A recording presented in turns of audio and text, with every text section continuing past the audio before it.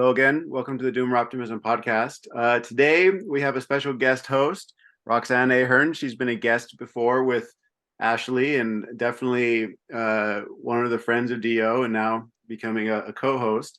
And we also have a special guest, Andrew Millison. If you haven't heard of Andrew Millison and you're interested in permaculture, then you need to correct that. Andrew is doing a lot of work to really get the message of permaculture out. His videos explaining the principles and the concepts are probably the best you'll find online. And more, he's doing a lot of videos traveling around the world looking at permaculture in action.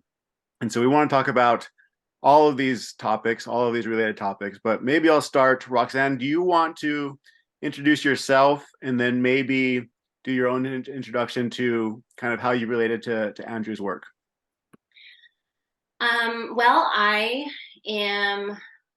in Arkansas. I've been kind of a student of permaculture for about 13 years now, and just growing food, raising livestock, all that time. And so just interested in getting people more into the production of their food and the things they consume.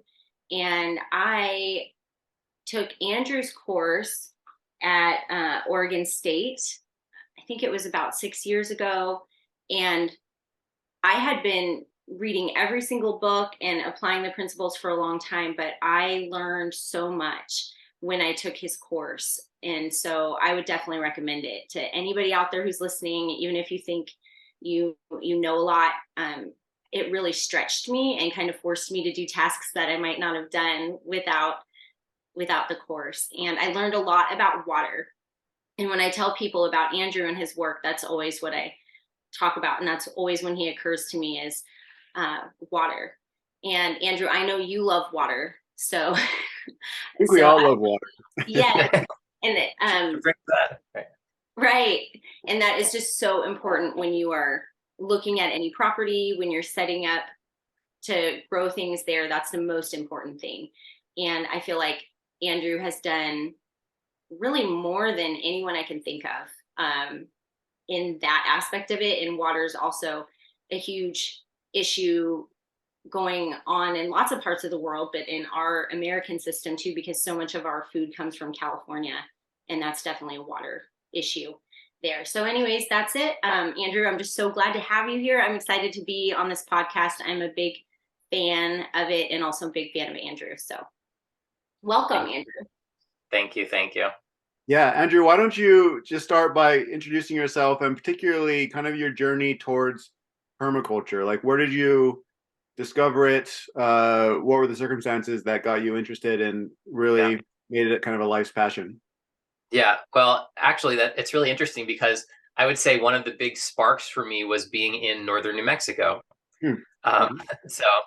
Jason just informed me that he grew up in northern New Mexico. So I grew up in Philadelphia on the East Coast as a city kid. Didn't really have any exposure to this kind of thing. And then I ended up traveling in my younger days, sort of dropped out of college and was like going around with the Rainbow Family back in the mid 90s and, exploring all these places. I ended up in northern New Mexico and I ran into the earth ships of Taos. And Taos is where is the town I grew up in. So okay, great. So so Taos, it was, we went to the was it the hot springs there on the Rio Grande River. We stayed there, and then I went into some shop to a bookstore, and there was Michael Reynolds' Earthship books. And I was absolutely fixated because at that time in my young 20s, I was like, realized that I grew up in the city. I didn't know how to live, and I realized that the world was not as it seemed, not as I was taught. And, I had this sort of desperation. I was like, I don't know how to grow food. I don't know how to exist, and so when I found these Earthship books, I started looking through. I was like, all I need to do is build one of these Earthships, and like, I'm good. I've got my food covered. I've got my wastewater. I've got my heat. I sort of had this idea that that like I could have my entire sustenance, happening in this earthship kind of thing. And so I got really excited by the idea of these integrated, regenerative, ecological design systems. And so I eventually went back to college. I ended up at Prescott College in Prescott, Arizona, where I started studying ecological design and more like the architecture end of sustainability. And they had a permaculture class there taught by the folks in Tucson, again, back to Tucson here. Barbara Rose and Brad Lancaster and the Sonoran Permaculture Guild. And so I took a permaculture class in 1996 at Prescott College, and I was like, oh, plants, right? Plants are absolutely incredible. And I became infatuated with permaculture design and designing with plants. As I thought of it in a way, I was always an artist. In a way, I thought of it as an artistic medium where the medium actually also it's like a living medium, and you're doing this design, you're planting gardens, and they're growing, and then you're relating with them. And it just was really something that just gave me a lot of personal fulfillment. And it became clear that, this was one way that humanity could get from our current state to a state of harmony. So, I mean, I'm not saying it's the only path, but it's definitely a roadmap to, a better world. So, yeah, so it's 96 now. It's been, like 27 years. I've pretty much been dedicated to permaculture at this point. Okay. So you took these courses in Arizona, and now you're at Oregon State.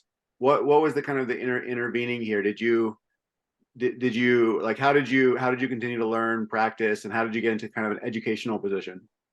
Yeah, it's funny. We did a webinar with my students of a few different classes we have overlapping right now last night. And so I actually answered that question. I spent about 2 hours answering that question. Oh boy. So okay. That's why you're trying to skip it now. I'm like, all right, well, here we go. No. Okay, so, we're in an elevator. No, we're in a long elevator. Yeah.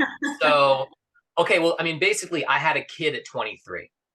Okay. So suddenly I went from being fancy free guy who would like to just travel around, not be committed to anything, to being a father, needing to earn a living. So I had to get right to work.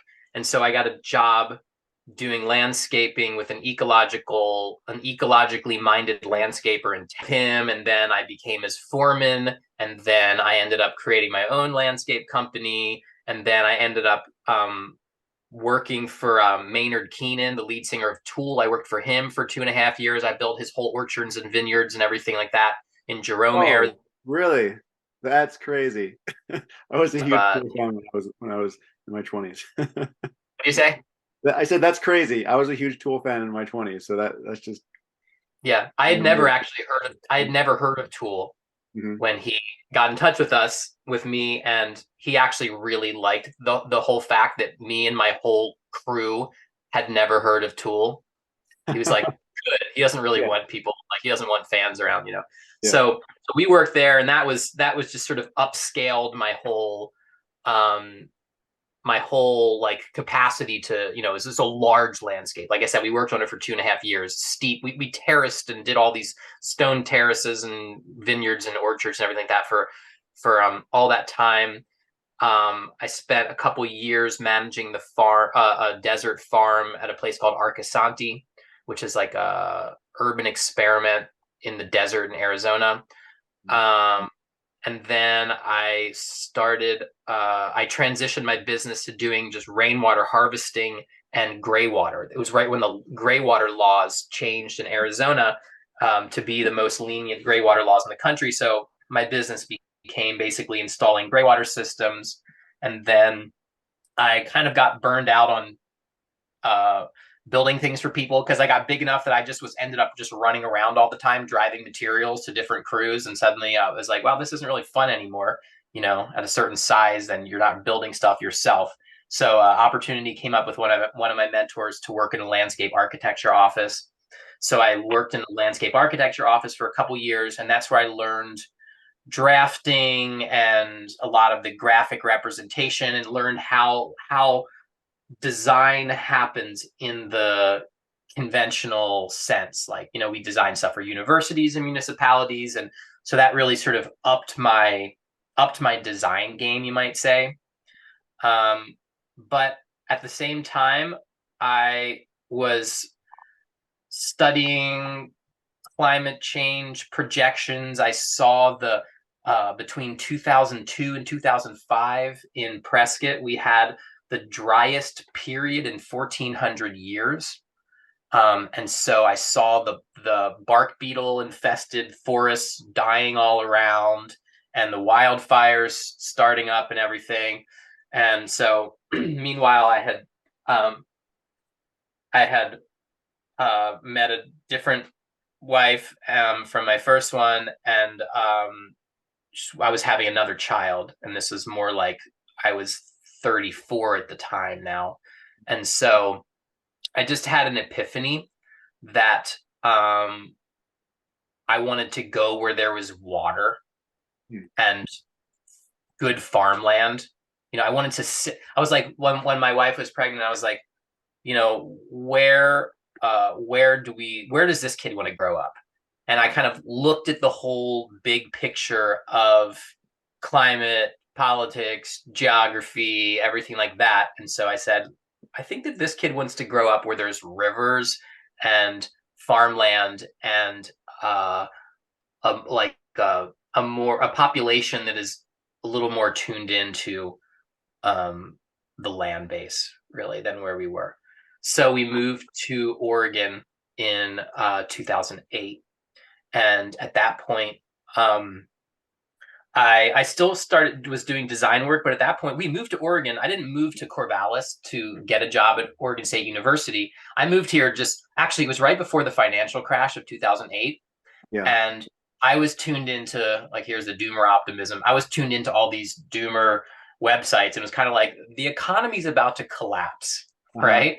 So I was like, we need to get out of here. We need to go where there's food and water, where it looks like where the geography is conducive to human civilization, basically.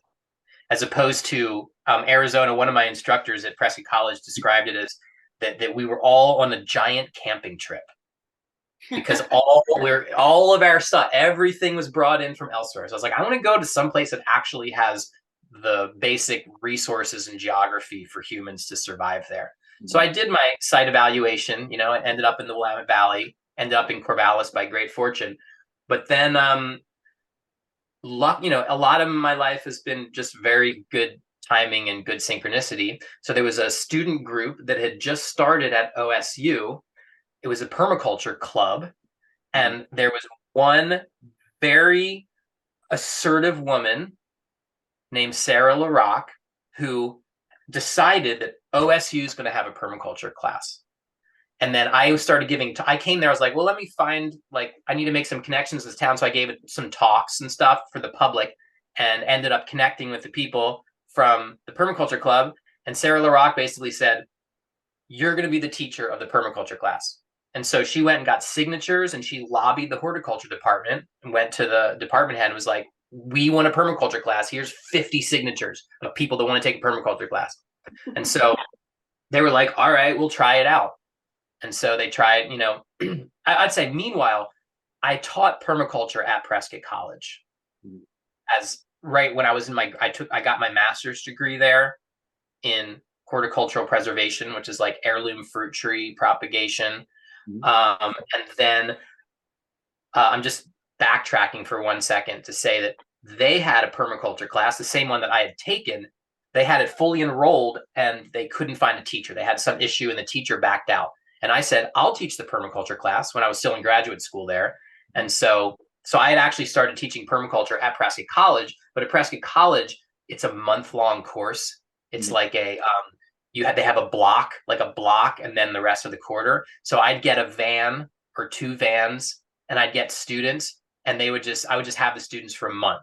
So I mean, I'd travel all over. I did an advanced course where we did a field trip that was best of northern New Mexico permaculture sites. Huh. And we went all over with the Permaculture Institute. Scott Pittman, who's now deceased, his organization, they set us up, and I toured all these cool permaculture sites there. So I would have a great time. I would take students, and we would just like head out on a road trip. Basically, I wasn't very much older than my students, and so I'd already had some experience teaching permaculture at the college age, although it was more of this like alternative hippie school versus major land grant university.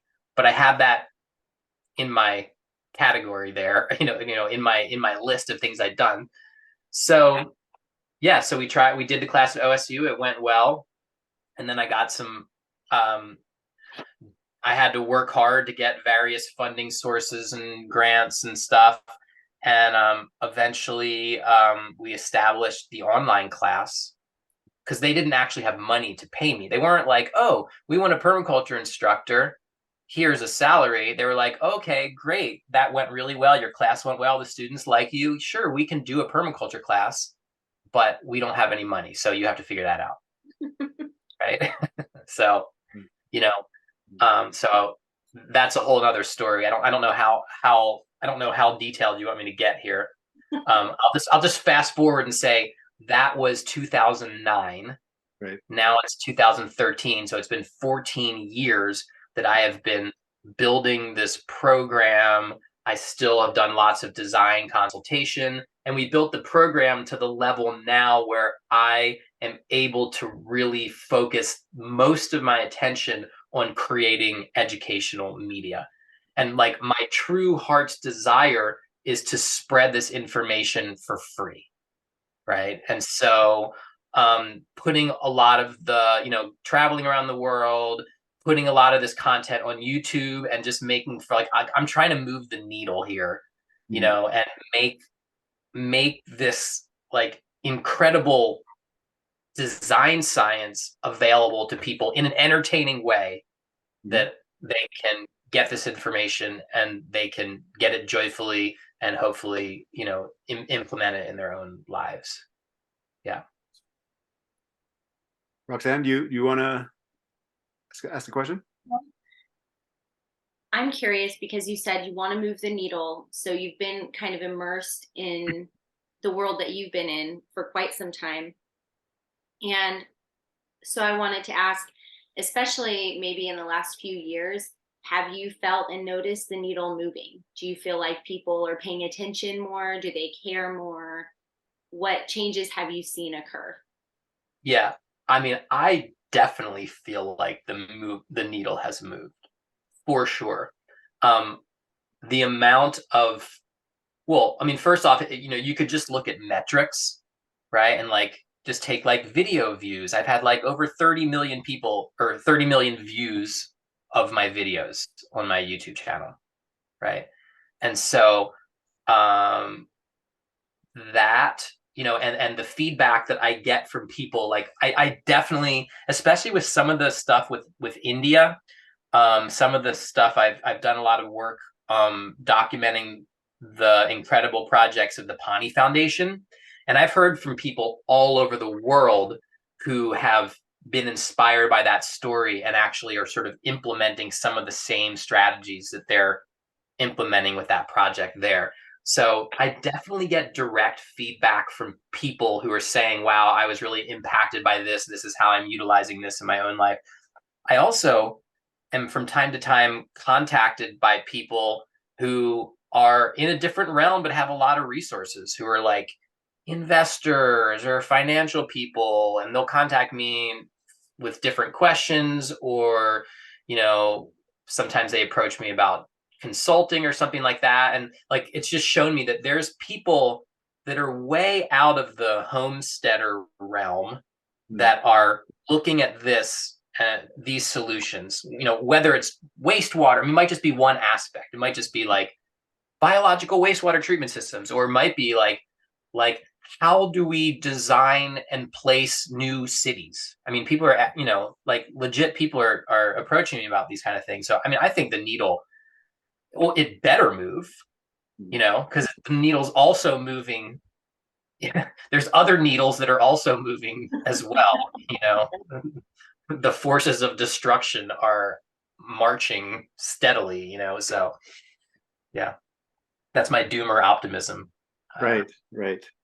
Yeah. I guess one interesting thing about the India videos in particular is that it's whole villages kind of signing on and working together in a kind of a watershed context to make this transformational change.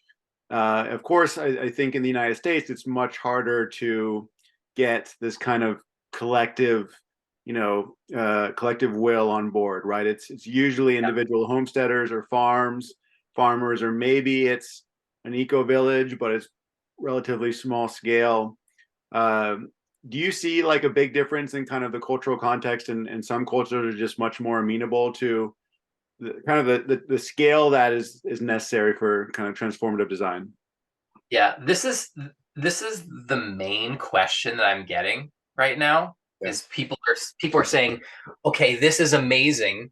There's obviously a cultural context to India, for instance, where we see some of these mass movements, right? Just, you know, we had Gandhi not very far in. I mean, for some people in living memory, we had Gandhi who led the nation cooperatively to like rise up and throw off the colonizers that have been, you know, British for hundreds of years. So I mean, there is a strong cooperation, you know, cooperative tendency in that culture, and you see it all over the place, you know, in a lot of different. I could talk about that for a long time. So that's one thing.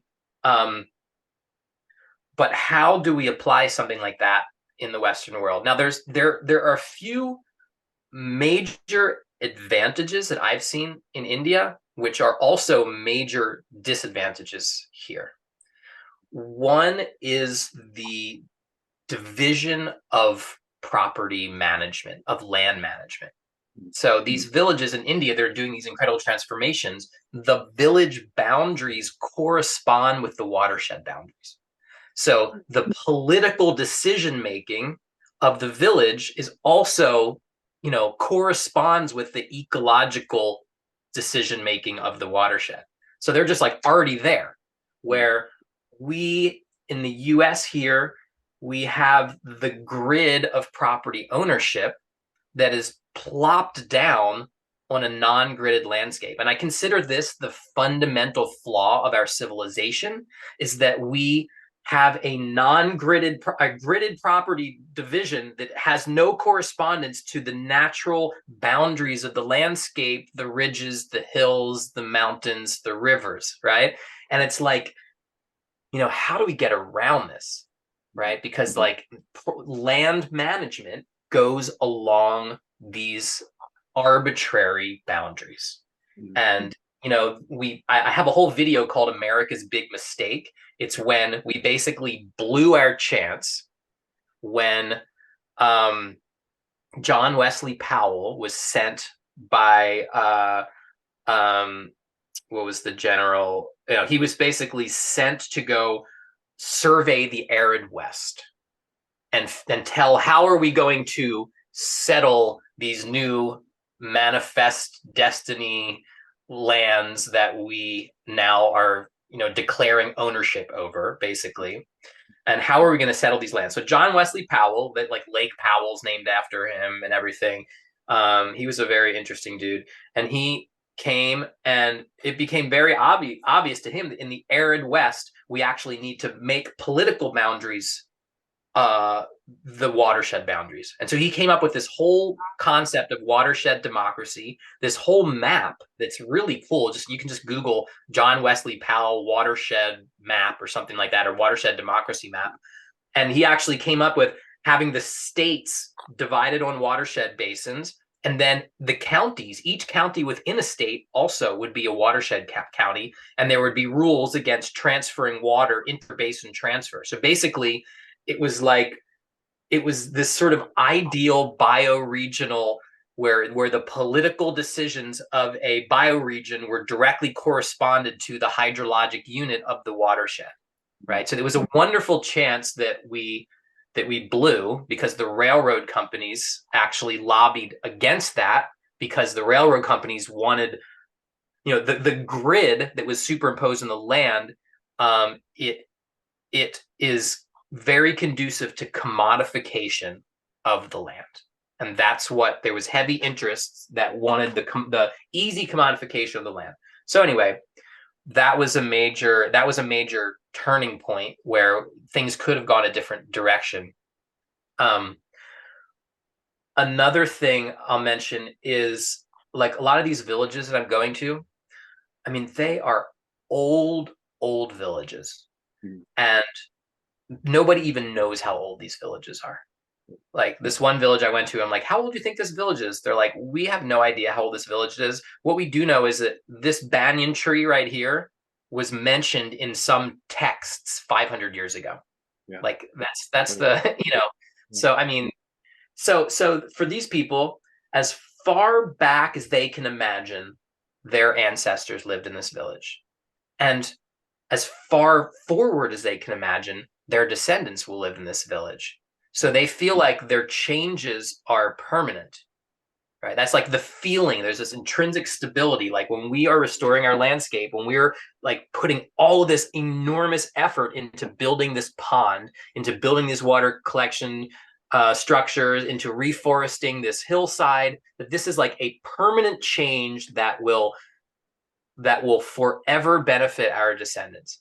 Where here, I mean, think about the turnover. How many people do you know, even farmers that you know, that have a continuum, that have like a legacy where, like, they're like, my children are going to take over the farm, and then their children are going to take over that. I mean, there's certainly a lot out there. There's family farms, there's places where it's stable, but it's not a high percentage. The amount of people, and I mean, I do design work for people. You're designing for people, and you're like, okay, let's see, you're like 62 years old. Like, what is your succession plan for this farm? Like, are we just designing for you for the next, 10 to 20 years before you have to go? I mean, I'm less interested in properties and projects that don't have some sort of succession plan, because it's like a splash in the pan, and then the next owners can get that and they can just undo what you did. That there's that lack of stability. Right. Yeah. Well, you mentioned the term the gridded landscape was easily commodifiable, and that's my sense of permaculture generally, is that it's a system that can be abundant, but it's not easily commodifiable. It's not really conducive to commodity, kind of monoculturalist commodity production that is profitable in the current incentive landscape. And so, part of when we're thinking about permaculture design, part of it is, the long term, part of it is connecting across scales.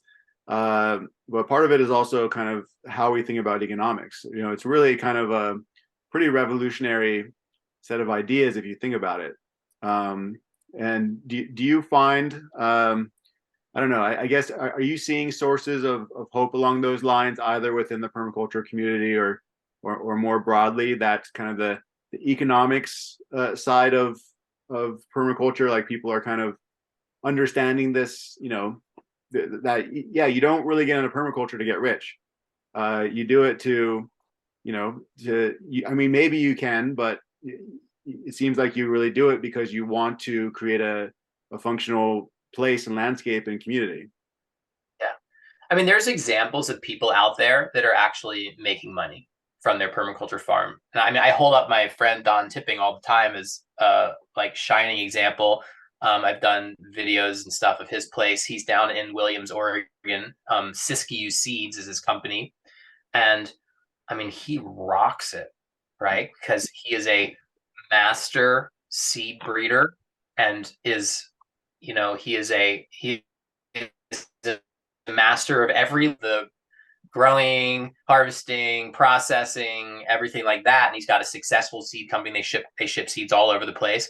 And so this was actually a question I had yesterday too, is like permaculture is encouraging this hyper diversity, but it seems like the places that are financially successful are really focusing on a particular yield that is their main cash crop. So for Siskiyou Seeds, their main thing is it's a seed company, but if you go to the site, it's incredibly diverse. They're harvesting all sorts of things. They're taking it to the farmers market, but they're still focused on it, on the economic engine.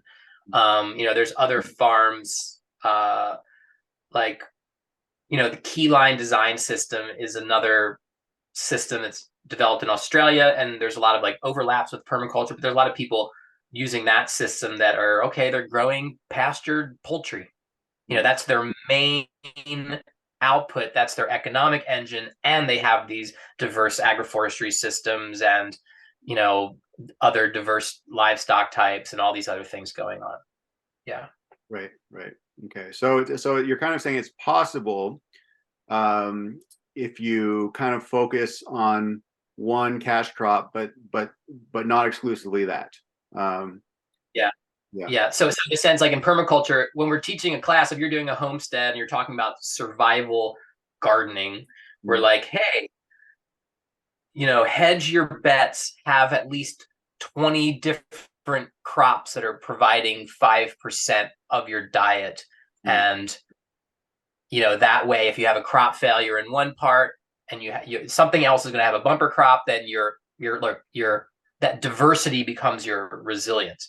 Now, if you're really needing to make a living, if this is your economic livelihood, then I would say, in the same way we say a permaculture guild, we talk about an association of plants as a guild. And one part of the guild is the central element. So the different pieces of the guild are there to support one particular element. So it might be like you have a fruit tree, and then you have this different understory of beneficial plants under the fruit tree, but still everything is geared towards supporting the fruit tree primarily, and then everything else is secondary. So I'd say you could sort of apply that same logic to a farm, where you would say, okay, you're going to have this whole diverse system, but still you're going to have a particular thing that's your bread and butter.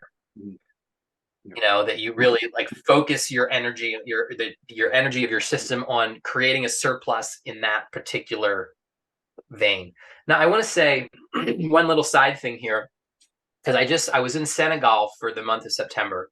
I was looking at projects there. I was invited by an organization and did some videos that I'm currently doing editing on. I might even have one out before this comes out. And I did it.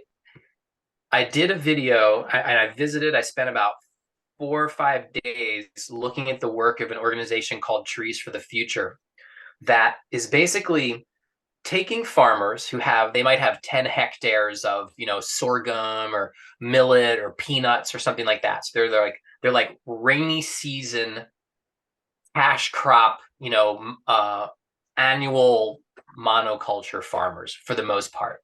Not chemical, because it's really basic, but it's like millet, on 10 acres. They've got herds of animals, but they get the rainy season. The rainy season fails, they're screwed, basically, right? So what this organization is doing is they are getting these farmers to take some portion of their land. It might be a quarter acre, it might be 1 acre, maybe 1 hectare, but a small portion of their farm, and they're converting that into diverse, multi-storied food forests, permaculture food forests. And so it ends up serving as a shock absorber to crop failure, anything like that, where instead of having this one yield of millet that it's like, all or nothing, they've got lemon trees, they've got mango trees, they've got papayas, they've got chickens in this system. It's like what you picture the tropical food forest. These food forests are gorgeous. And, some of the ones I went to, the oldest ones are like 8 years old. That's when they started doing this. 8-year-old tropical food forest in that climate where it gets pretty decent rainfall in some of the areas I was in. It's very lush. It is very productive. The trees are big. Stuff is really mature, even at 8 years in the tropics like that. And so that is a really it's a really, in that particular context, but you could translate that context like as a buffer from the potential losses that you can have in a monoculture. Mhm. So it's like creating a little lifeboat on a farm that will help you get through.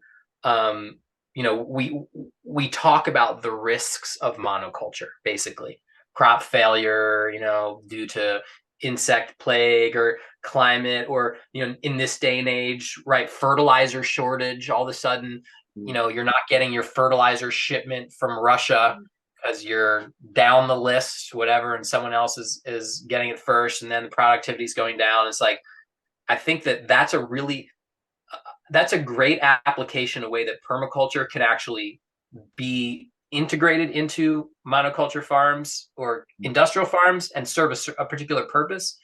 But you're still kind of keeping your cash flow going that you're expecting. Yeah. Okay. So I have a question. When I first started learning about our food system, the nature of it, how many chemicals were being used, and then of course what's going on in animal agriculture, that is what drove me to start producing food. And a long time ago, there were so many more people on the land.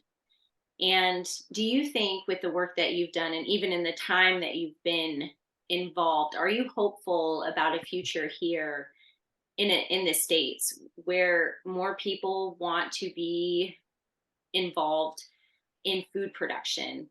And would it be enough people to do it? Because you go back to the 1800s, and it was something like 90% of people were involved in food production, and then it was about 60% 100 years ago, and now down to 1 or 2%. I mean, it's really low now. So this is something I think about a lot, and something that's discouraging to me as I'm always trying to evangelize people to grow food, is a lot of people just don't want to do it. And because they've lived in very abundant, prosperous situations, and they've never had to worry about feeding themselves, the food is always at the store. They've never really been in a position where they had to work hard. And the India project, what struck me was how all those people were willing to use their physical, bodies to get out there and help each other. And I just wonder, are people in a place here where they would be willing to come together and do these kinds of projects? Or do you think it will have to be after some kind of breakdown of the food system? Or what do you think it will take for people to return to the land in the numbers that are probably necessary to escape this really extractive, poisonous agricultural system that we've built up here? Yeah. Well, first off, like, let's get rid of the phones. That would help. We just get bored enough, right? We're like, bored enough to boredom. Yeah. I mean, there's definitely some, when you look at a place like India, there's definitely a major demographic difference between there and here, for instance. I mean, there are a lot of people, so there's a lot of hands to do work.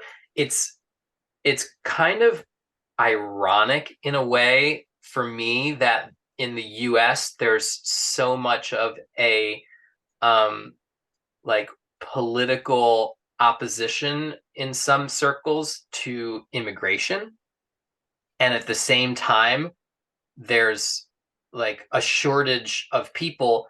I mean, to actually pull off like the population in the US growing the food we need, going back to the land, I mean, it takes a lot of people.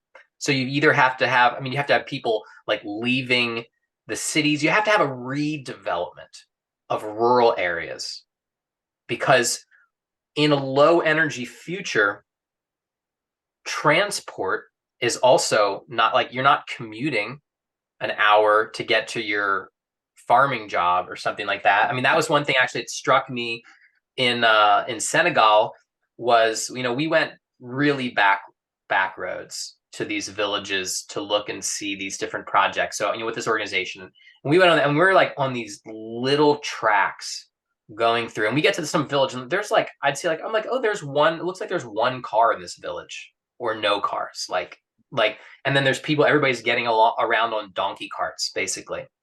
And I'm looking at the map, I'm like, okay, there's a village here, and then the village looks like, 3 kilometers away, there's this other village, and these people there's this little track, and they're getting from this village to that village on a donkey cart, or you see people walking.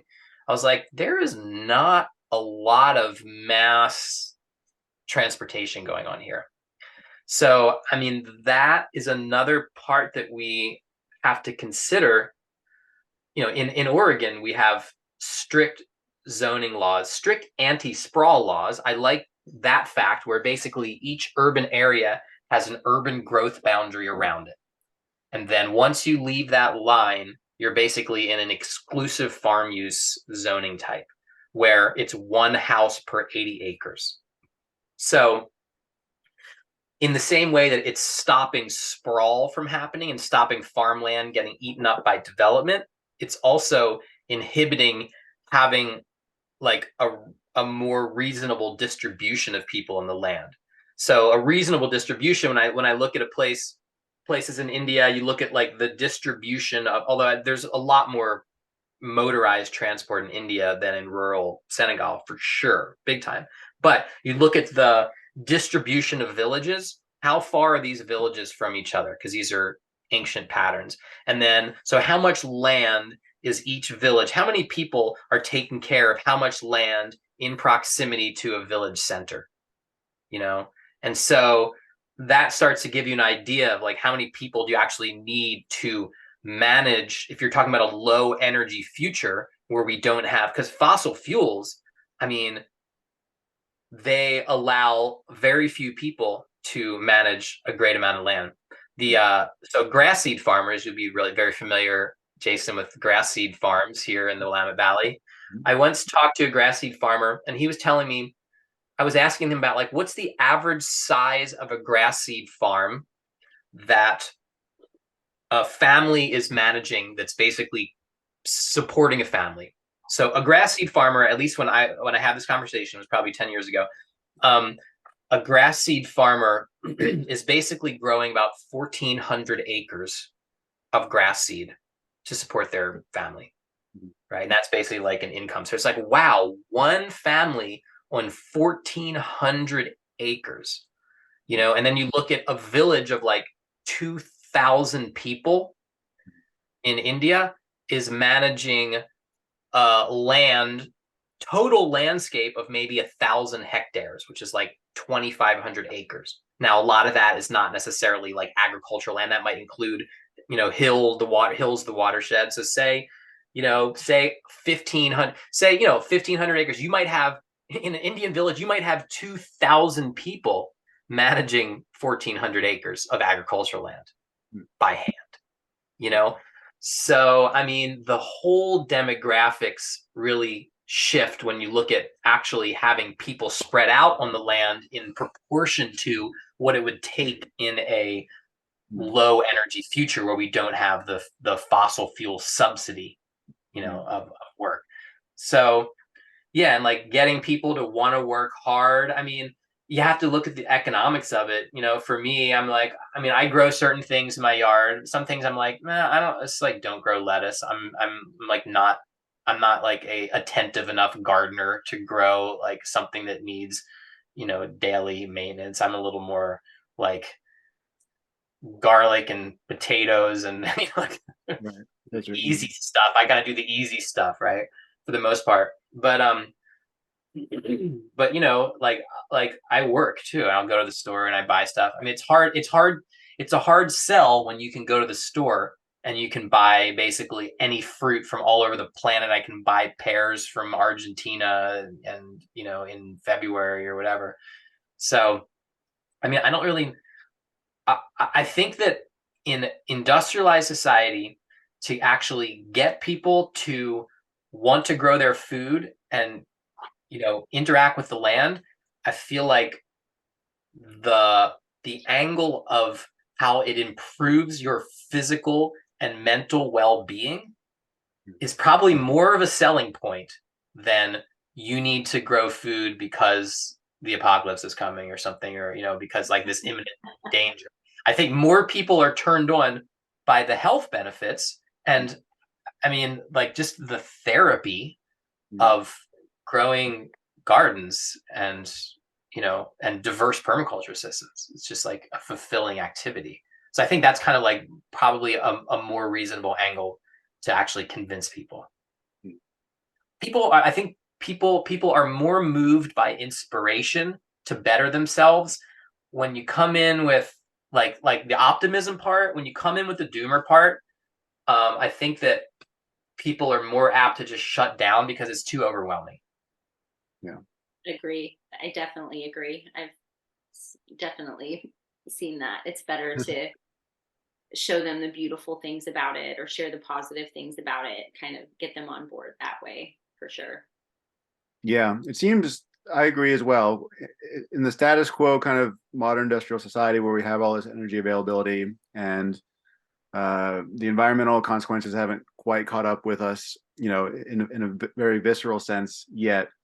I also think about kind of theory of change of, so the theory of change, it seems being expressed is that, right now trying to encourage people because of all the positive benefits, we'll get a certain population on board and interested, and hopefully it's enough that it builds up kind of the skill sets that, if and when more and more people realize the necessity from more of the doomer end, there's lots of people who can support them and help get them trained up and things of that nature. And so I see a future role for a lot of educational institutions. And then I also see a role for things like thinking about access to land, right? And that's another thing, even among, people who are totally on board with permaculture and homesteading and they can't afford to get a few acres or whatever, especially in today's real estate markets. And I know that like the agroecology movement,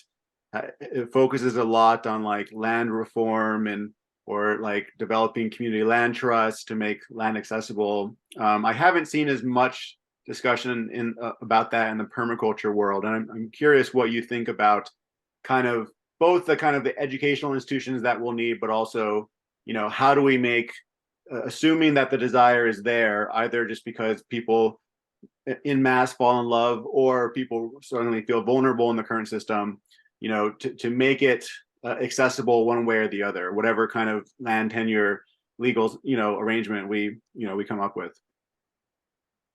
Yeah, I mean, I know that buying land can be an absolute impossibility for so many people now. I mean, the prices and the economy is so screwy, and we always see all these articles about how millennials and such, will never be able to buy property, and the difference now between income and between people's average income and the average land price and stuff. But at the same time, I don't think that really I don't think that means that people don't have access to land. Mm. I know, I mean, I have a lot of students that go through my program. People like I'm teaching on campus at Oregon State University. I teach in the fall, and I have a lot of students that come through that are ag students or students, they have family farms, whatever. And I've seen a lot of my students get access to land in some way because at least, I mean, there's a lot of land. Right. Because the land is being utilized at a very marginal level. Like I said, the 1,400 acres of grass seed farming kind of thing. It's like we have a lot of space that is not being used intensively. Right. And if people adopted permaculture, they wouldn't plant so much grass, and there'd be less demand for grass seeds if we use that land for yeah, more yeah. Or someone has 1,400 acres, and I mean, there's so many. I guess my point is, there's so many aging farmers out there. Yeah. There's so. I mean, I can't like rattle off the statistics right now, but the amount of aging farmers that do not have some sort of legacy to pass on, and then are they being eaten up by agribusiness? I've definitely known people who have developed some relationship with some older people, and they have access to land, like. like renting land in the Willamette Valley here, I mean, it's cheap. It's cheap because people, even irrigated land, it's just not like, if you actually are like leasing. I mean, so many farmers just lease now. I have a farm that I'm working with quite a bit right outside between here and Philomath. Jason Bradford's Confluence Farm, and he's done kind of like the Bill Mollison, what did he call it? The Common Works method, where he's divided his farm up and he's like, okay, this is pasture. We've got this pasture managed. I'm going to get a livestock person here. I'm going to offer this land to them for very cheap, for a good rent, and then that person is going to run livestock here. I'm going to rotate them through my agricultural fields over here, and now we have one of my former students now is coming, and she's putting her nursery there, right? And he has his farm section. He's got a CSA, and there's another person that's doing seed crops. This is a 112-acre farm.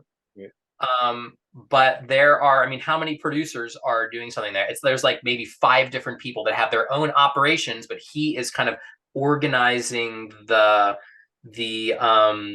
like system dynamics of, how are animals being moved, and how's irrigation going in, and who's weeding here and there, the common spaces, and people have their private spaces. So I mean, there's a lot of models like that where there are people out there that just have a lot of land and they really would like to see something good happen. I mean, I feel like if you're a motivated person, you can find some sort of relationship like that, and you can sign long-term leases. You can sign 10-year leases, 20-year leases. It's when you want to get into tree crops that it gets difficult. I have another former student who he does have a long-term arrangement with a landowner, and he's just told me that landowner is actually selling, but he's writing it into the sales thing that he's still, maybe he's got 10 acres or so that he's got his orchard planted on. My former student planted this orchard he's like an heirloom fruit tree collector, and so he's got his whole collection there, and he's selling apples for cider and all this stuff. And he made a long-term lease arrangement with this person. But it gets more challenging when you're talking about long-term perennials, basically. So you have to have a long-term agreement then with somebody and feel secure with that. Yeah. So it seems like there's kind of like, once you get kind of a critical mass, and I think the Willamette Valley, especially the Corvallis area, seems to have a little bit of that critical mass where you can start finding these kind of symbiotic relationships. I'm curious, Roxanne, if what you're seeing where you live in terms of other people who are interested in permaculture or regenerative agriculture, if you're seeing these kinds of relationships of where different people can kind of plug in. How are you? I'm curious about your area, how you're seeing that. Well, I would like to be seeing it even more, but I do know of a relationship that came about that is sort of exactly what Andrew was saying. There was a friend. Well, she became a friend after she moved here. We ended up working on the same project together. We were both writing for this project that was happening, but she moved here to work at the university, and she had no experience in ag, no background in ag, but became interested in it after she moved out here and just started hanging around these people that have a cow and a sheep operation. And she kind of fell in love with all of it. They had no succession plan because none of their children were interested. And she's probably going to be the one that takes over the whole operation, and that was really just from hanging around for a few years. I don't know what their exactly what it looks like, what will that mean for her land wise, but I mean, she will become a partner in their business and then maybe even take it over eventually. So I think Andrew's right. And I tell people that too, that if they are very interested in growing food or raising animals, that just to ask people, if there's land that's sitting empty near you, find out who owns it, call them.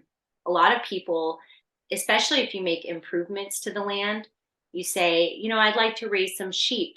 Could I put some fence on your property and put my sheep there to graze? A lot of people, fence is expensive, and they would definitely allow you to graze there, especially if you made improvements.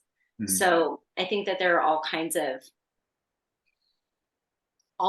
ways that you can work that out. I think things have become so transactional in our culture, and so based on, I'm going to give you X amount of dollars and I get X, and now I own this, and that's kind of the way that people want to work. But I think a lot of these things can come about relationally. And also what Andrew said is totally true. There's so much land that's about to change hands Yeah. in the next 10 to 15 years.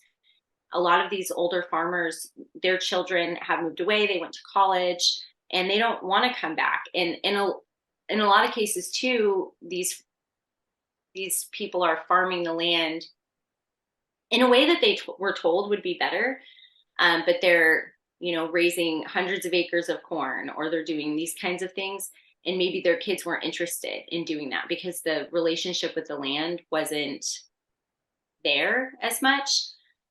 Because I could see how doing things in that way, just like we're going to put our corn seed in the ground for 500 acres, and now we're going to spray chemicals on it. That's not really the same relationship you have with the land as when you get to just go out into the garden or plant fruit trees or that kind of thing. The kind of things that I'm trying to expose my kids to growing up. I think you have to teach the kids to love it, to make them want to stick around. Mm. So our goal is that they stick around. My husband and I have been talking lately about ways, because we don't have a lot of land, but there is definitely, we could take an acre or two and put it into practice for the community, but kind of the best way to do that. Andrew, do you have any insight there? I mean, what kinds of programs do you think are the best? I mean, is it best to bring people out for classes, or do you just say, we've thought about letting people just come plant there? Or, people who say that, hey, I would like to grow my own food, but I live in an apartment. And there's not like an allotment system set up here where people can go rent a space and grow things. Do you know anything about putting those kinds of things into practice for people who might have land and would want to offer it back to their community in some way? Yeah. Well, I want to say something about that, but there was one other thing I wanted to mention when you're talking about the fencing, just kind of back to the other question, then I'll answer that question, is portable infrastructure. I mean, portable electric fencing, portable chicken housing, mobile chicken housing, mobile animal housing, tiny houses. I mean, you can literally have like, movable hoop houses and things like that. I mean, you could focus a farm infrastructure on movable infrastructure where you can set up somewhere. You could even have like certain perennial things that you carry around in big pots. I mean, certainly people move from, apartment to apartment or house to house and bring lots of plants with them. But that's just another way that someone could actually invest. Like I can't invest in land, but they could invest in portable infrastructure where they would easily jump around from different properties. So that was just one thing from the last thing. But then I have some neighbors right down the street. They have an acre and a quarter. It's right in town. And they took a permaculture class. They're into permaculture, and they actually have a private community garden. So they took about, because it's still an acre and a quarter is a lot of ground to intensively manage, and they're getting a little bit older. So they created this private community garden where they list it, and people come and they basically apply for a garden plot with them. They provide irrigation, they give them a garden plot. And a lot of neighbors around here and people who don't have, people live in apartments or people that don't have like a lot of sunny space have plots over there.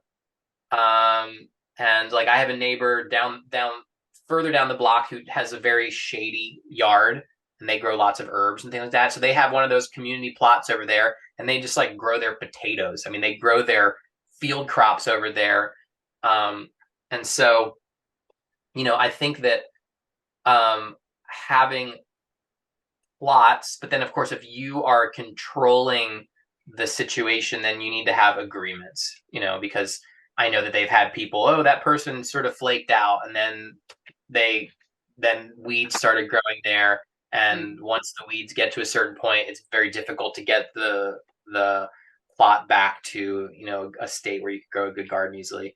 So, yeah, but I think that I think that coming up with your own particular parameters, and then, I mean, I live in a town, but there's a lot of people that live in apartments here. Mm-hmm. So community gardens tend to be pretty full around me. I mean, I just bike by and they don't look vacant. They look pretty active in the summertime because so many people just don't have in any place you have like a mixed level of development where you have apartments and stuff like that. I mean, a lot of people just want to grow a small garden. I don't know how close. I don't know how close you are to town. So We're about that's 15 minutes, so it's not super close, but it's also not super far away. yeah, I think as long as it's still, we still live in a time when people are commuting to yeah, work and things like that. I wonder sometimes how much longer it will be because, yeah, fuel could just get to a place where people can't afford it, yeah. but Right now, time is a limited commodity. mhm. My friend Jason, who I was talking about with, he has this farm right outside of town here.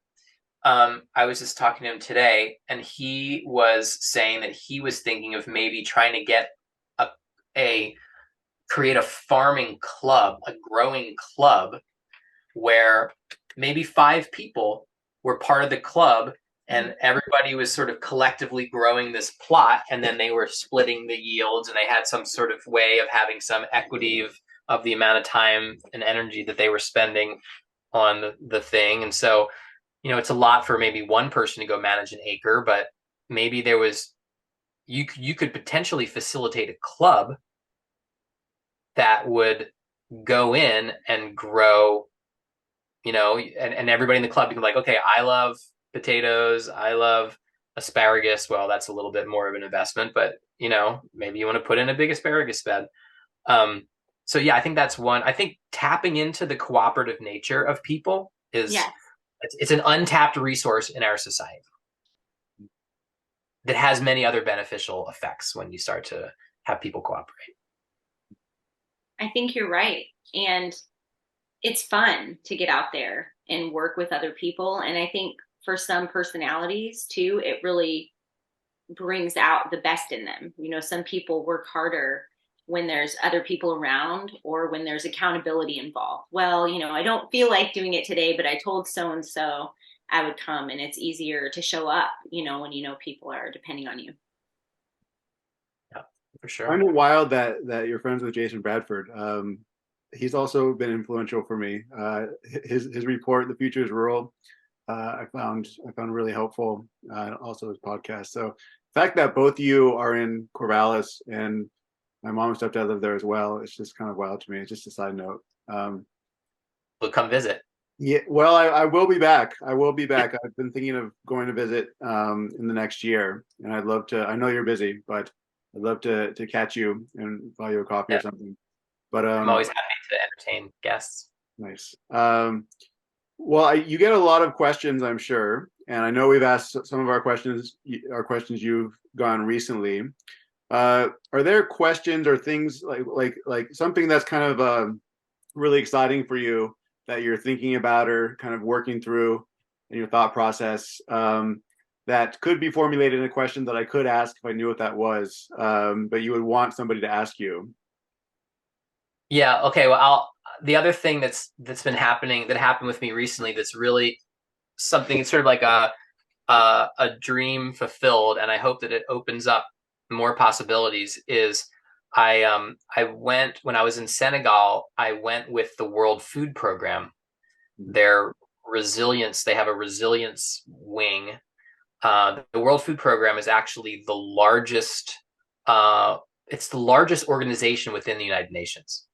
Mhm. I mean, they are the ones who are basically delivering emergency food all over the planet. Um, and they are also doing food resilience. And so because I was invited by this organization to go visit the Trees for the Future projects, but I was like, well, I'm not, that was like a 5-day thing. And I said, I'm not going all the way to West Africa for 5 days. That's ridiculous. So I got in touch with one of my colleagues, Natalie Topa. I don't know if you've heard of Natalie Topa. Mm. She is really into permaculture, and she was working for a long time for the Danish Refugee Council. She's based in Nairobi, and she recently started working for the World Food Program. So I got in touch with her because I'm like seeing things that she's posting about these large like land restoration projects, and so she hooked me up with the WFP, and I went with them and I filmed a couple of their projects. And I mean, first off, one of the things it's just so like it's my dream that the United Nations is a restoration or an organization that's taking the helm of land restoration on the planet, right? That's just like that's the highest thing is like, I mean, some people are like have stuff against the UN. I'm like, I don't know, but it's the closest thing we have to some sort of body of the world. So the fact that they have people within that organization that are doing cutting edge ecological work and resilient food system work is super exciting to me. So we went to the border between Senegal and Mauritania, right?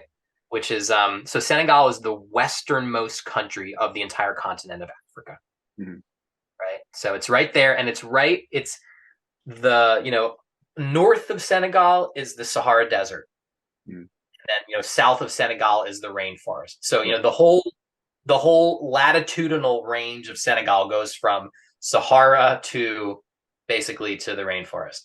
So they're part of the whole Great Green Wall of Africa, where they're planting, or there's this vision to plant this belt of trees across the entire southern border of the Sahara Desert in order to stop. The Sahara Desert's expanded 10% in the last 100 years.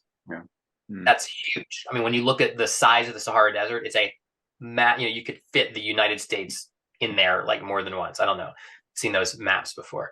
So, so the WFP is doing all of this land restoration work there in that Sahel zone at the base of the Sahara Desert. And this one guy, he's a Brazilian guy. His name's Sebastian Mueller, and he got the WFP connected with Brazilians doing syntropic agriculture. So I don't know if you've heard much about syntropic agriculture. Ernst Goetsch. It's like it's a specific system of agroforestry, and it's got its own techniques and sciences and all these things. And they've done a lot of experimenting in Brazil. It's a huge movement in Brazil, and they've been spreading it around the world. I ran into it for the first time in Mexico City when I was visiting the Chinampas there. They were doing syntropic agriculture, and the same teacher that they had in Mexico City was actually the same teacher that they had in Senegal. The WFP brought from, his name's this guy Namaste. He's apparently a prolific world teacher of syntropic agriculture. So we visited their project. They had a 30-hectare project. So a hectare is about 2.5 acres. So it's about 75-acre project there, where they took this super barren, compacted landscape. And they carve all of these little half moons. They look like scales, and they carve the whole landscape into these scales. You might have seen pictures of that. I think I've seen pictures of that. Yeah.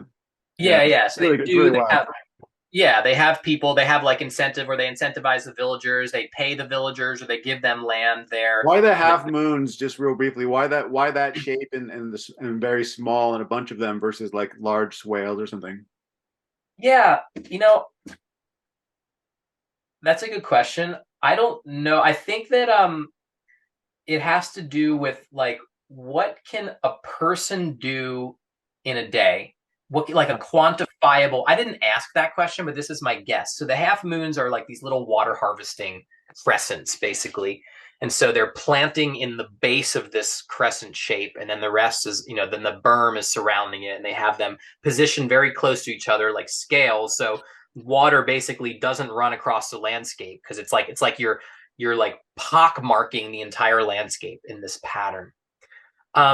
Yeah, why, would they be better served to do swales across the landscape? I mean, that's an interesting question. I think that it might be that this is just a little more foolproof, Hmm.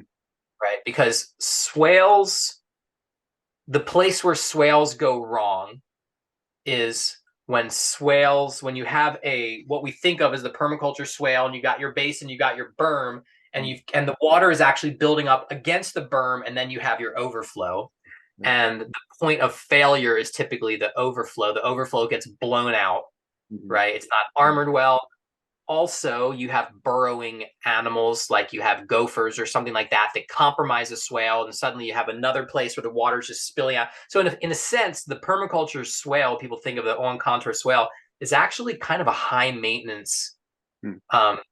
unit, because there's that one failure point with the overflow, and then there's being compromised by a great many different things. So like in It's India, often made with large machinery as well, if it's a large swale. And so this seems yeah, like, because it's more labor intensive, less access, I'm guessing less access to that kind of machinery and diesel, yeah. that it's working around. So you're saying it's more resilient. There's many more, many like fewer points of failure, I guess, because you just have so many, Yeah. and it's just practical. It seems like. You could just teach a bunch of villagers how to build one of these things, and then you could just have them repeat it. Whereas if you're engineering a swale, you've got to be measuring contour across a large portion of the landscape. You got to have your overflow. And then over time, if you have herds of animals moving through there, they could be compromising the top of the swale.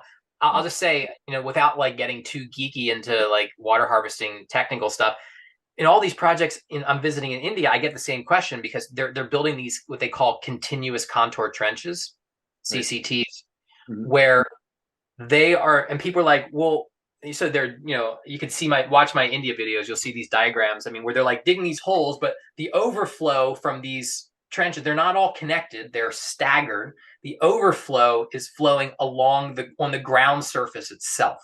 And Mhm. I've get comments, people like, why aren't you using the berms Mhm. to bring up the water height more, and you could have more water building up in that water harvesting structure, more water infiltrating? Well, and it's because there's so many more points of failure when you're using the berm to hold back water, Right. basically. Mhm. And if you're talking about training, tens or hundreds of thousands of people to go out and do this, you Yeah. need a really simple unit that there's not like single points of failure throughout Mhm. the system, basically. So, okay, so back to the WFP for a second. Mhm. So, so they're building these integrated food land restoration systems, and they have people in there that are really like tuned in. They've studied permaculture, they studied regenerative agriculture, they studied syntropic agriculture, they studied land restoration.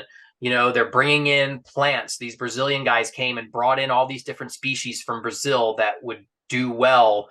Like it's super inspiring to me to know that there are people that are really tuned into this stuff, that Mhm. are in some of these high level organizations, and that are beginning to like introduce this stuff at that level. Because Yeah. I'm just like, so I'm like, I really want to do a good job with the videos I do for the WFP, because I would like to go visit more WFP projects, Mhm. you know and Yeah. yeah Yeah, that's interesting. I mean, it's interesting that, oftentimes in the permaculture world, there's a lot of emphasis on kind of grassroots and ground up. And this is kind of like, if a big global organization got on board, there's potential downsides to that if it's not paying attention to local context. But at the same time, there are benefits to, I wouldn't say it's top down, but it's more of like, it's nice if the major institutions of the world are not actively working against uh, permacultural ideas, and they're actually on board, and maybe they're not perfect, and hopefully they allow for local autonomy and decision making. But yeah. I find it hopeful as well, personally. I would say, though, in these cases that I visited, I mean, they are pretty tuned into the local context. I Yeah. mean, they have buy-in. I mean, well, actually, I'll tell you a little story. This one of the things they paid for is fencing. Mm. This area, this is, I mean, they call it the transhumance which is like the migration, the like historic migration of animals, right? Like, I mean, that's the general word. Transhumance is basically like long-term migrations of animal and people. But here you have from the Sahara with the rains, you have people, herders coming down. We met herders that had crossed the Senegal River from Mauritania with their camels, and you have like, I've never seen so many animals. I mean, I've seen a lot of animals in India. I could not believe how many herds of animals you see in the Sahel there right now after the rain. But they put up these fences to of this 30 hectares, and then they have the buy-in of the villages around, and they basically give them plots of land, and then I guess they subsidize them in order to have these people start to grow some of their food in the project. So they're like incentivizing the local people and, you know, improving their lives. But there was some group of people that they did not invite into the project. It was a herder community that they had somehow missed and did not invite in the project. Well, the herder community came and just, instead of like raising their hand, whatever, they just sent a little message where they clipped the fence one day. The animals came in. There was a lot of destruction, you know, whatever.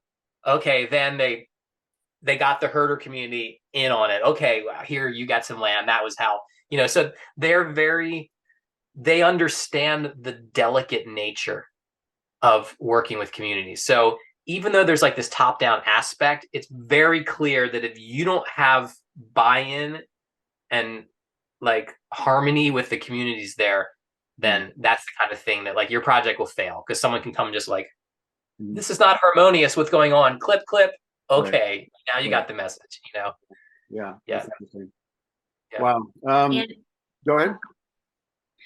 Well, Andrew, I wanted to ask, because, you know, there is a lot of talk, and a lot of times it's by people who are, you know, their job is to do policy or politics or that kind of thing about, you know, how can we fix agriculture in California, for example? And I think my frustration when I hear these people talk sometimes is that it's not more people like you who have your experience with the land, who know about how water works, all that kind of stuff. So I know it's probably a very long answer, but, you know, short answer, if somebody said, hey, what's the best way to move forward with ag here in the United States or in California in specific, because that is so much food is grown there, and the water is really becoming an issue. What is your, you know, short answer, a fix that you would see? Like I said, whenever I hear people talk about that kind of stuff, I'm like, you know, who needs to be talking about water is Andrew Millison. And so, yeah, I just want to hear what you have to say about that. And then as far also, because there's so many fires in that part of the country as well. I mean, and a lot of people are just saying climate change, but land management, I mean, could there be better land management, better water management, in your opinion? Yeah. Okay. Well, I mean, I guess the question is sort of like an everything question in a way, I'm right? sorry. Yeah. No, it's okay. It's okay. You don't Yeah. have So to I'll just have to, on the spot. yeah, I'll have to break it down.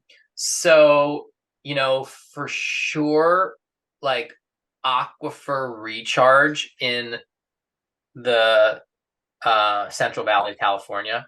I mean, that's a huge thing. I actually did a whole podcast interview with a guy in the Central Valley, and we looked at Google Earth maps, and we just like looked at the place that this person's community was located in, and looked at all the different potentials for harvesting water and soaking into the ground on these hillsides. So, I mean, all of the same landscape scale treatments that they did in these Indian villages, you could be doing it in all of the foothills of you know, the Central Valley in California. I mean, Yes. basically get the water soaking in on the slopes, recharging the aquifers. Now they have a huge problem there. This was brought up to me in this podcast conversation that I had, which is that there are, you know, corporate tree fruit farmers that are coming in, that, you know, are basically not owned by residents. It's, investment firms in New York City and this and that are just pumping the aquifer with no remorse. Like you've got bad actors in there that are just pumping and flood irrigating with no real care of the whole hydrologic system. So I don't know how you overcome that part of it, right? Because having a community be like, we're going to fix our water problems is challenging enough, but doable. But having like some people go, we're going to fix our water problems, and other people are like, on a private island in the Mediterranean or whatever, like they're not connected. The same thing like it's the same thing like the Saudis growing alfalfa in southern Arizona. There's all these stories breaking about that. They just are ending these people's leases and stuff. You're like, what do you do when you have absentee owners that are doing so that's its own issue right there. Is absentee corporate owners that are not don't really care about the aquifer. But I would say overall some of the same things we see around the world. Water harvesting throughout the foothills and water harvesting structures throughout, so the runoff is arrested and soaked into the ground. I would say integration of hedgerows back into the agricultural landscape.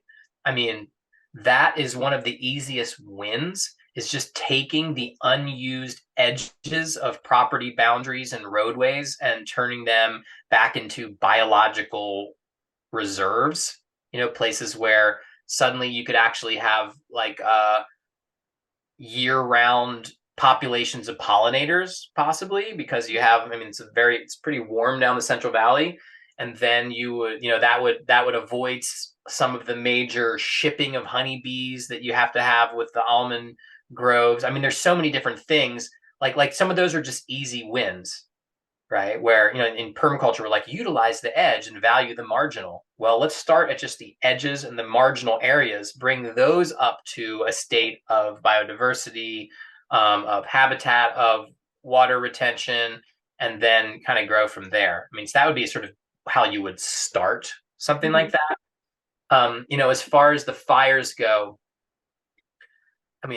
it's really tough, because if you look at the projected migration of the Douglas fir range on the west coast of the US, for example, right? The Doug fir, it's the tree that you see on the Oregon license plate. It's the major conifer species. Here we have, it goes all the way down. You see it in southern Oregon and all the way up, into British Columbia and everything. So the Doug fir range, for instance, is projected to be completely north of here by the end of the century, right? Meaning that like the temperature and moisture range will no longer be suitable for the Doug fir tree. You already see when you go down to southern Oregon, and all of the hotter aspects, hotter slopes, south facing, west facing, you see like tremendous tree mortality down there, Doug fir. You already see it happening. The fires down in southern Oregon, which is basically synonymous with the fires in California. And then the fires that we had here in 2020, it was horrible. It was absolutely horrible. I just went up, and I hadn't been to my favorite hot springs, Brighton Bush Hot Springs. I hadn't been there since before the fires. And I just went up there like in the last couple of weeks, my wife and we were like, I knew I was going into the devastation. I've been avoiding it for like 3 years. The scale, it's mind-boggling, the scale of the fires. And just from 2020 in Oregon, we went to this place, Detroit Lake, and it's like a town that basically the whole town burned down. We stayed in the last like half of a motel that hadn't gotten burned and stuff, and everybody's kind of living in trailers around there, and they're rebuilding some, and you're just like, wow. There's a change in temperature and moisture that at this point there's nothing we can do about that, right? But there's also just a lack of forest management that is geared towards managing forests for long term for fire. I mean, right now you can see like basically there's a industrial forest, grow an industrial forest for 30 or 60 years, whatever, then clear cut. And those industrial forests, it's been shown that the burns are so much worse in those industrial forests where there is unbroken tree canopy of all single age species versus this more of like a mosaic of older and younger species with openings and clearings, and fire moves differently through those landscapes. So forest management, and also it's been shown to a lot of the like big forest corporations that they can get just as much wood sustainably harvesting over time that's not the all or nothing clear cut method. And they basically are like, yeah, that's just too hard. So there's a lot better forest management methodologies out there. Now, as far as California goes, I mean, I'm not like, I haven't spent a lot of time in the Sierras where I could map out the sort of like forest management scheme ecologically like I could to some degree in my mind for Oregon. But there's also just the fact that like there's a lot of places that are just poorly placed communities. I mean, you look at really like the towns that have burned down, primarily places like Paradise, like the place, in California, the place I just was in Detroit here in Oregon. They're in valleys basically. And when we get the east to west winds, when we get those katabatic winds that are dry continental winds coming over and going, normally we have winds coming from the west to the east, the jet stream, everything like that. But when we get our worst fire winds is when you have continental winds blowing and they're coming over the Sierras and through those canyons, or they're coming over the Cascades or through all those canyons or through the Columbia Gorge, and basically making their way from, the Great Basin Desert, which is most of the western US, to on the other side of the Cascades and the other side of the Sierras. So, I mean, those wind events that's like the moment that these fires happen. I think it's wonderful that the utilities were sued so hard that now they're like, yes, we have to shut the power grids down when we have those wind events. They didn't in Lahaina, in Maui, and the power poles all just blew over, and you had massive fires starting all simultaneously as all these power lines just came down and touched down on the ground. That's what you've had a lot in California in Paradise, as you had in Paradise Fire. And now at least the utility companies are like, we're going to shut down the grid when we have a wind event like that. But I mean, there's not an easy answer. And I'll tell you, actually, like, there's nothing that scares the crap out of me more. I feel like I feel like a little bit of PTSD from 2020. Like when we get to the point in August, I start smelling smoke, like I can get a really sinking feeling. And I'm watching the weather. There was a scare for me this summer when that hurricane came up and hit Southern California, right? And they're like, no hurricanes ever hit Southern California like this. And there was all this flooding in the LA basin. And they were saying, well, depending on that trajectory, it could go and displace all of this dry air sitting over the big basin, bring it over through the Cascades and create another massive wind event for us right during fire season. I mean, that's the setup for just like this region-wide catastrophe that we saw in 2020. So, Andrew, I can relate to the PTSD feeling because that was one of the reasons why we moved out of the area. We were up in Mendocino County. Yeah. And about 11 years ago, there was a fire so bad, and it happened right after my second daughter was born. And I couldn't take her outside for the first month of her life. It was raining ash. It was horrible. And, we could see there was a chance that the fire was going to come closer. We lived in fear for weeks. It was like because at one point we could see flames. And so it was scary. And yeah, I wish there was something. I know there's no easy answer, but I do wish more people like you that had the ecological understanding that you do could be involved in the conversation, because I know there's people out there making policy about it. And I just, I wish they were talking to you. Well, there's a lot of smart people, really. Yeah. I mean, Oregon State University. There's a lot of like I've had contact with the different people that are doing fire management and fire studies, and then the Permaculture Institute North America did a big project doing like uh, thinning and biochar production. I mean, there's certainly a lot of people that are thinking about this stuff. It's just the scale is just really, it's kind of overwhelming. Like it needs a civilian conservation corps level of um, commitment from the whole government basically to uh, try to bring the forests to a state of health and make regulations that keep people from like the type of forestry practices that are more conducive to large scale fires. I don't know. I'm kind of overwhelmed by the whole fire thing, really, honestly. Do you think, because I know even on our own land now, we're not really doing fire management here, but we do a little forestry management because we have a lot of woods and we use ruminants for that here. I mean, and they do a beautiful job of clearing. And Yep. I think that all the time. I wonder, are they using ruminants anywhere? And do you think that that could even be helpful, to bring, I mean, obviously that would require people on the ground managing these animals, but could they be cleaning up some of the underbrush with goats or something? And I mean, I'll tell you, from spending a lot of time in India and now Africa, I mean,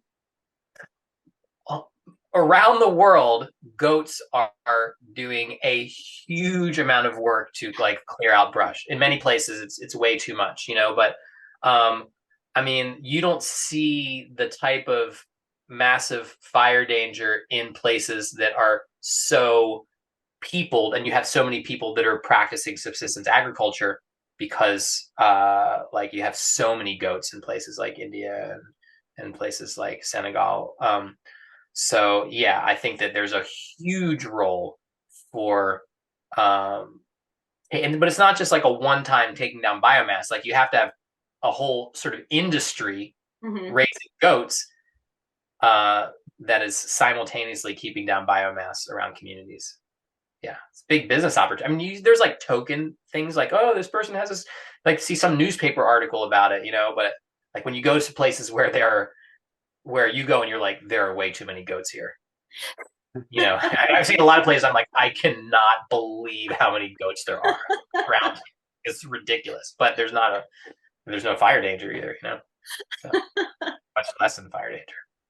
Yeah. So we should probably wrap soon, but Roxanne, you had one more question that you wanted to ask? Well, and don't you guys usually wrap up with something hopeful? Is that something that you ask the guests? Is that It depends. I think um, Ashley, what she usually does, sometimes I do, but it's not a rule. well, I'm I getting wanted to say I saw one of your videos recently, Andrew, that was about the Planting for Justice yeah. project. And I was just thought it was so great. It made me really happy in the people's lives who were involved in the program. So it was this program where people who had been incarcerated then could come out and get a job in a community garden.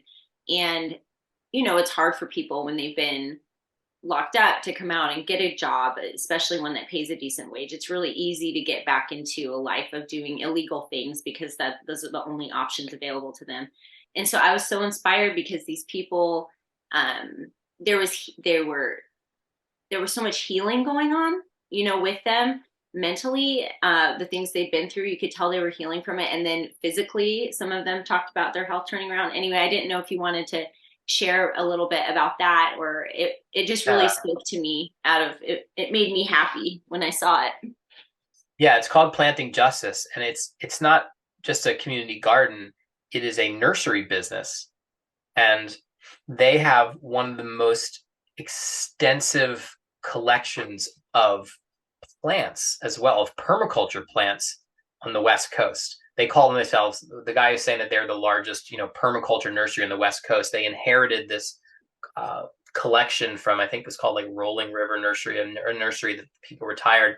I mean, they have like 30 different varieties of pomegranates. And I mean, you know, I guess what I would say is, I'm not going to repeat what you saw in the video because people could watch that. Planting Justice. What do we call it? I don't remember what it's called. Just go to my YouTube channel. I'd have to look at what the actual title of the video. It was one of the more recent ones too, within the last couple of months. So if they look through, right? Wasn't it posted? Yeah, no, I think we did it. Yeah, I guess we visited in the spring and we probably published it early summer. Okay. Yeah. So, yeah, we did it. We published it pretty quick. I think we still actually published it in the spring. But anyway, what I showed you in the video is just a fraction of their operation. And we actually ended up cutting all the other parts out because it was like, wait a minute, this is this whole one video. But I mean, they have other properties where they are basically growing the mother plants for the genetic material for this nursery. And they have another property right down the road that they are turning into an aquaculture demonstration site where they are going to be incubating micro businesses all over the neighborhood of people doing not aquaculture. What's it called? Sorry, I'm like blanking. It's not hydroponics. It's like small scale aquatic production. In these like little tanks and containers where you're simultaneously growing fish with vegetables and I thought that was aquaculture. but aquaculture is like more of a broader thing. Someone right now that's listening to this is like, yeah, it'll come to me. It's in like aquaponics. There it is. Aquaponics. It's not aquaculture. It's not hydroponics. It's aquaponics. So there's this whole aquaponics incubator program that they're doing. And, there's like a lot of polluted, degraded soils there. So aquaponics is something that you can do on top of everything's happening in a container, basically. So you could do it on concrete. You can do it on a Superfund site, So they have this whole aquaponics incubator where they're creating a training center demonstration. They're going to be training youth and people all throughout the neighborhood to make these kind of small scale production systems. They are just so active, and they have turned around the lives of so many people. Their recidivism rate, right? The amount of people that are going back to prison. They've had 80 people go through their program that were incarcerated, and one person went back to prison ever from their program. So, I mean, they have like proven that the healing power of plants and how you put people and you give them right livelihood that, and they pay them a living wage in their community. People don't go back to jail, So yeah, that was really great. And I credit my other person I work with, his name's Mitchell Davidovitz, and he does a lot of the videography with me. And he was the one that was like, we got to go there, and so he organized the whole thing. So I'm really thankful for him for making that connection. Yeah. Very cool project. Yeah. Well, that's very hopeful. That's a good optimistic thing to end on. Thank you so much, Andrew, for your time. You're doing great work. And yeah, I love this conversation. I think we could have talked for hours and hours more, but hopefully people got a sense of your work and the work that you do with Oregon State. And I encourage people to check it out. Go to Oregon State, go to Andrew Millison, YouTube, check out the PDC, and yeah, it's great stuff. So thank you very much. Andrew, thank you, Jason. Yeah. It was really nice to meet you like this and talk to you like this. Yeah, I had a great time talking to you. Thank you. Too. All right, and come by when you visit your parents, Jason. I will definitely. All right, take care, everyone. Okay, take care.